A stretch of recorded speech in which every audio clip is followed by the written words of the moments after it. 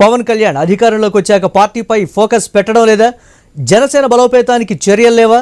11 ఏళ్ల జనసేన ప్రయాణంలో పవన్ కళ్యాణ్తో పాటు కష్టపడి పార్టీ కోసం చెమటోడ్చిన వారి పరిస్థితి ఏమిటి?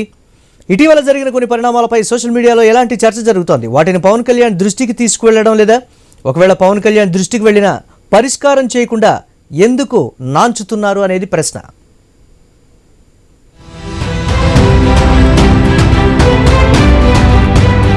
ఆంధ్రప్రదేశ్లో టీడీపీ వైసీపీ బలంగా ఉన్న తరుణంలో జనసేనను పెట్టి 11 ఏళ్ల పాటు పార్టీని నిలబెట్టడానికి, ప్రజల్లో విశ్వాసం నింపడానికి చాలా కష్టపడ్డారు పవన్ కళ్యాణ్. ఇందులో ఎలాంటి డౌట్ లేదు. ఆ కష్టానికి తగ్గట్టుగా 2024 ఎన్నికల ఫలితాలు అనుకూలంగా వచ్చాయి. 100% స్ట్రైక్ రేట్ సాధించి ఔరా అనిపించారు. 21 అసెంబ్లీ స్థానాల్లో పోటీ చేశారు. అన్నీ గెలుచుకున్నారు. 2 లోక్సభ సీట్లలో పోటీ చేశారు.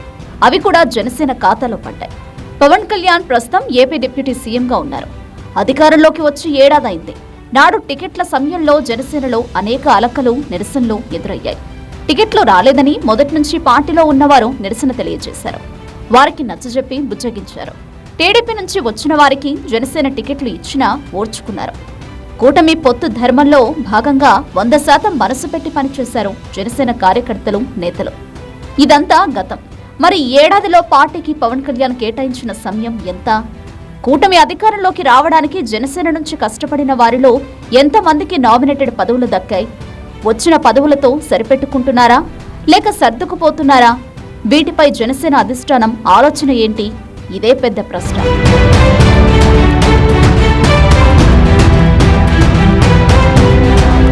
అధికారంలోకి వచ్చాక పిఠాపురం నియోజకవర్గంలో పార్టీ ఆవిర్భావ సభ నిర్వహించారు పవన్ కళ్యాణ్. మరి ఈ ఏడాదిలో పార్టీ కార్యకర్తలతో పవన్ కళ్యాణ్ ఎన్నిసార్లు సమావేశమయ్యారు? పార్టీలో కీలకంగా పనిచేసిన నేతలతో తరచూ మాట్లాడుతున్నారా? వారెలా ఉన్నారు? వారి ఆర్థిక పరిస్థితి ఏంటి? పార్టీలో గుర్తింపు లభిస్తుందా? పార్టీ బలోపేతానికి ఎలాంటి చర్యలు తీసుకుంటున్నారు అని ఆరా తీస్తున్నారా? ఈ ప్రశ్నలకు మంగళగిరి జనసేన ఆఫీస్ నుంచి సమాధానం లేదు. పార్టీ బలోపేతం లేదా పార్టీ క్యాడర్తో తరచూ మాట్లాడే విషయంలో టీడీపీని అనుసరించినా చాలా మేలు జరుగుతుందని గ్రౌండ్ లెవెల్ నుంచి జనసేన క్యాడర్ చెప్పే మాట. అధికారంలోకి వచ్చిన ఏడాది కాలంలో పార్టీ క్యాడర్తో ప్రత్యేకంగా పవన్ కళ్యాణ్ మాట్లాడిన సందర్భాలు దాదాపుగా లేవని చెప్పాలి. పూర్తిగా అధికార విధులకే పరిమితమయ్యారు. మధ్యలో సినిమాలు కంప్లీట్ చేస్తున్నారు. డిప్యూటీ సీఎం హోదాలో మారుమూల గ్రామాలకు వెళుతున్నా దానిని పార్టీలో మిళితం చేయడం లేదు. ఏపీలో త్వరలో స్థానిక సంస్థల ఎన్నికలు వస్తాయి. అప్పుడు చాలా మంది క్యాడర్కు న్యాయం చేయొచ్చనే ఆలోచనలో అధిష్టానం ఉండొచ్చు. కానీ ఈలోగా క్యాడర్ మనోస్థైర్యం కోల్పోకుండా వారితో మాట్లాడాల్సిన బాధ్యత ఎవరిది? జనసేనకు 21 మంది ఎమ్మెల్యేలు ఉన్నారు. వారిలో పవన్ కళ్యాణ్ మినహాయిస్తే మిగతా 20 మంది ఎమ్మెల్యేలు ఎంతమంది పార్టీ క్యాడర్కు దగ్గరగా ఉంటున్నారు? 2 ఎంపీలున్నారు. వారిని క్యాడర్ ఎంతవరకు ఓన్ చేసుకుంటుంది? కనీసం జనసేన గెలిచిన 21 నియోజకవర్గాలలో అయినా జనసేన బలోపేతానికి చర్యలు ఉన్నాయా?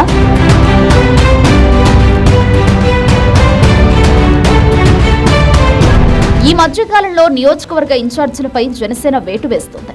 శ్రీకాళహస్తి, కొవ్వూరు నియోజకవర్గాలు పెద్ద దుమారానికి దారితీశాయి. వీటిపై ఎవరూ మాట్లాడొద్దని నోళ్లు కట్టేసినా సోషల్ మీడియా ఊరుకోవడం లేదు. ఎంత రచ్చ చేయాలో అంత రచ్చ చేస్తోంది.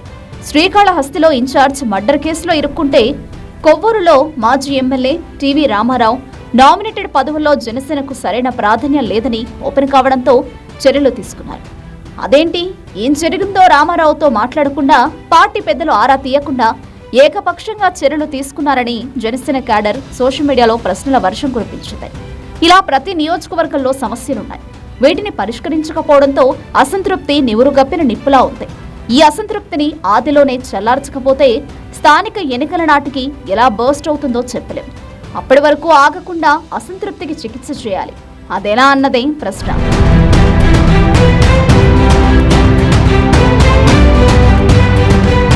ఈ మధ్య ఎమ్మెల్సీ నాగబాబు ఉత్తరాంధ్రలో పర్యటించారు. విశాఖలో పార్టీ కార్పొరేటర్ భర్త మాట్లాడుతుంటే మైక్ ఆపేసి వెళ్లిపోవాలని అన్నారు.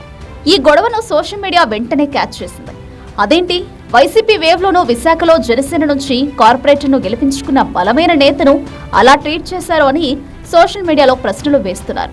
ఈ జగడంలో స్వయంగా ఎమ్మెల్సీ నాగబాబు ఉండడంతో పార్టీ నేతలు పైకి మాట్లాడడానికి జంకుతున్నారు. దీంతో ప్రశ్నించే గొంతుకలు సోషల్ మీడియాను వేదికగా చేసుకుంటున్నాయి. ఇక మాజీ మంత్రి దేవినేని ఉమామహేశ్వరరావు పశ్చిమ గోదావరి జిల్లాలో జంగారెడ్డిగూడెంకు చెందిన సీనియర్ నేత కరాటం రాంబాబు మధ్య జరిగిన ఫోన్ సంభాషణ వెలుగులోకొచ్చి రచ్చరచ్చ అవుతోంది. అయితే ఈ ఆడియోలో మాజీ మంత్రి దేవినేని లేవనెత్తిన కొన్ని ప్రశ్నలు కీలకంగా మారాయి.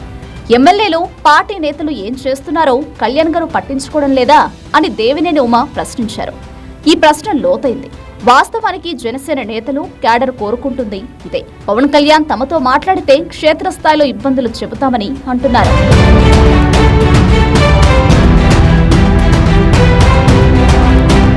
పార్టీ అధికారంలో ఉన్నా లేకున్నా క్షేత్రస్థాయిలో క్యాడర్తో ఎప్పుడూ సన్నిహితంగా ఉండడం చాలా అవసరం.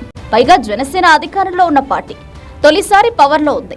ఇలాంటి పార్టీలో క్యాడర్ నుంచి ఎన్నో అంచనాలుంటాయి.